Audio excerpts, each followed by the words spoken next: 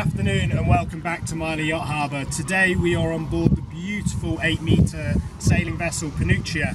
She belongs to the Hotel Tresanton and she was built in 1939.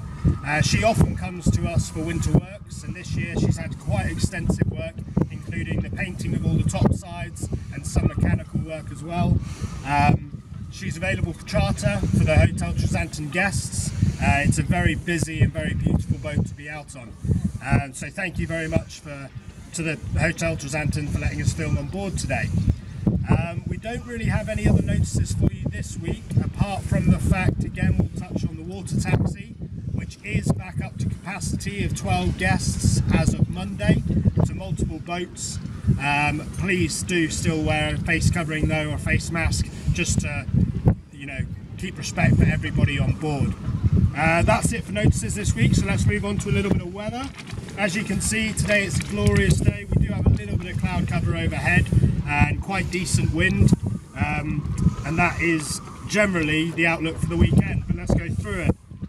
So tomorrow, Friday, the wind drops during the day, still out of the northwest, but down to 5 to 8 knots. Mainly sunny throughout the morning, potential showers in the afternoon with some good cloud cover later on in the evening. Going into Saturday, thankfully the wind picks back up. It will be 13 to 17 out of the west with sunshine for the most of the day. And on into Sunday, sorry, forgive me here with my paperwork. Sunday, wind picks up again, 17 to 27, later on in the day 20 to 30 plus, again out of the southwest. Rain for most of the morning, and clearing up later on in the afternoon. Right, that's it for us here at Mylor this week, guys. Thank you very much. If you are heading out on the water, enjoy yourselves, stay safe, and we will touch base with you next week.